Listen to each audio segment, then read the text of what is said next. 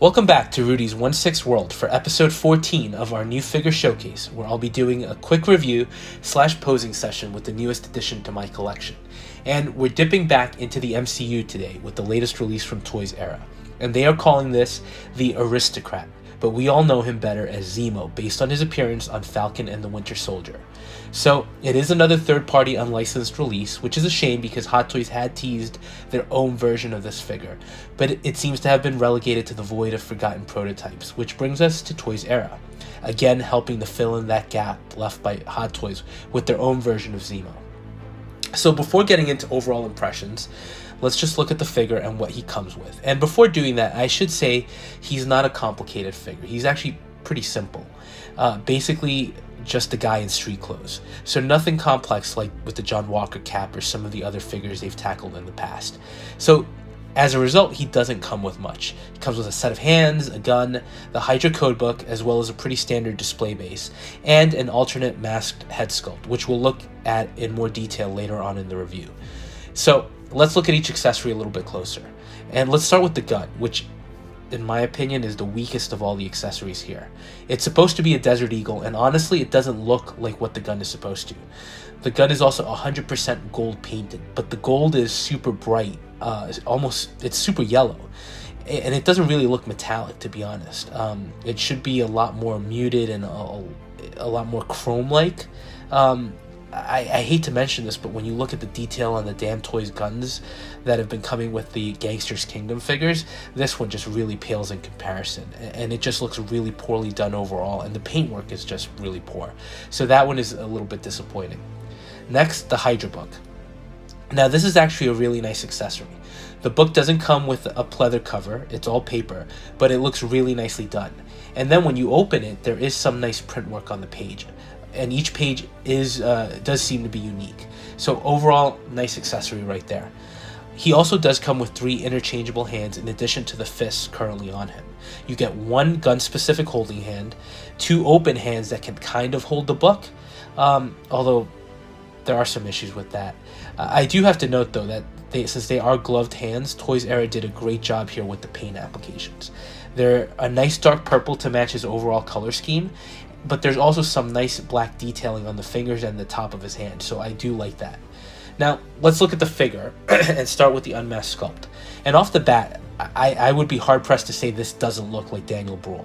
I mean, I think this has to be one of Toys Era's best sculpts to date, and especially comparing it to the unmasked sculpt we got with John Walker, which looked nothing like Wyatt Russell. This is a huge improvement.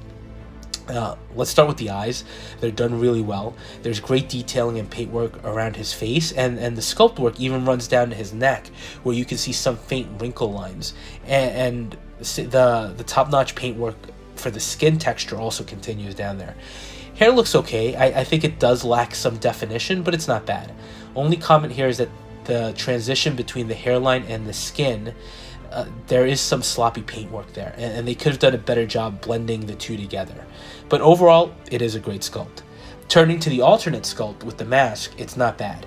The eyes look good again, and I think Toys Era did a great job capturing the bulkiness of the mask, because it wasn't just like a ski mask. Now, they do show the ridges, and they do make it feel a little bulkier, so again, not bad.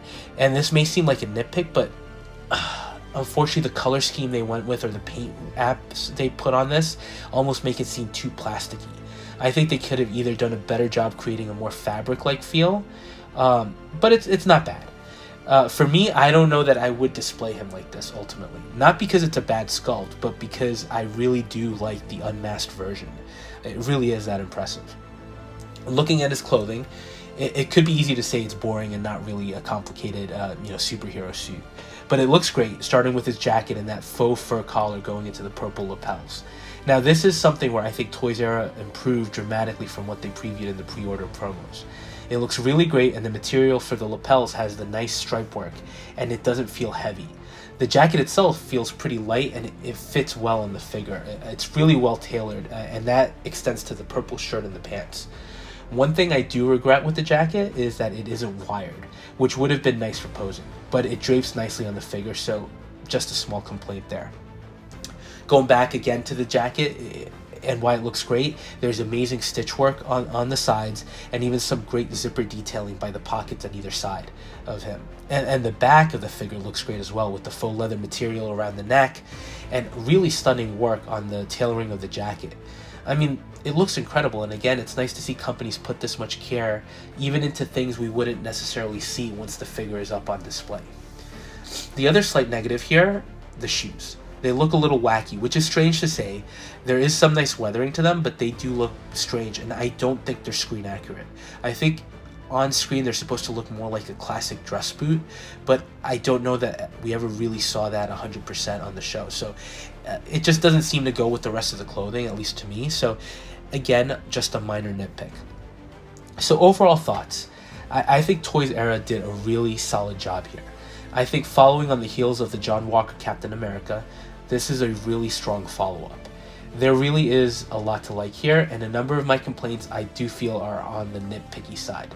But the tailoring on the clothing is amazing. The details on the book and the hands, great. Like I said, the only really big disappointment here for me is the gun. It's just poorly done, which is kind of a shame when you consider how many companies have been able to fully recreate these weapons in 6 scale with no issue. Also, and Toys Era isn't the only one guilty of this, but the Desert Eagle, I think, is only seen in the trunk of Zemo's car, whereas he actually uses a CZ-P10 during his action sequence. So Hot Toys got the gun wrong as well on their proto, so it's not limited to Toys Era. Damn Toys has made some Desert Eagles in the past, so I'll try to either pick one of those up or maybe an alternate to improve this guy a little bit. He's also actually, he actually poses pretty decently. Although you can see in some of the poses how he would have definitely benefited from having that wired coat just to create those dynamic shots. With the jacket draping the way it does, it looks great in a museum pose, but if you're trying to get some kind of action pose, you will have to mod the jacket to be able to do what you want. As far as other inaccuracies, I think this purple shirt should have more of a turtleneck to it, so again, just another slight nitpick at this point. I think overall it's a great figure. It's a very solid effort from Toys Era. While posing him, I think one of the things that stood out for me is that he is the type of figure that would look best in a museum pose. And he definitely feels more like a companion character. Not someone who by himself is going to attract a lot of attention in your display, but someone who, when you pose him with the John Walker and the eventually released Hot Toys Sam Wilson cap, is going to look great as part of a whole. And I do feel like the Hot Toys Sam Wilson cap will be the highlight of that collection. Having said that, I'm really happy with this pickup. I think he's a solid figure, and for the cost, I really can't complain with what we're getting here. And I'm happy to get him added to my growing collection of MCU villains. So that's it on this one. It's a fairly short and sweet review, due again in large part to him being a simple figure. But remember, simple doesn't mean bad. So if you are thinking about picking him up, I don't think you'll be disappointed. So let me know your thoughts on this figure, and if you think we'll ever get that Hot Toys version. And let me know what you think of what seems to be a big improvement to Toys Era. And as always, if you are enjoying the content, please go ahead, like, comment, and subscribe. And thank you also for those of you who have continued to watch. And we'll touch base on the next video.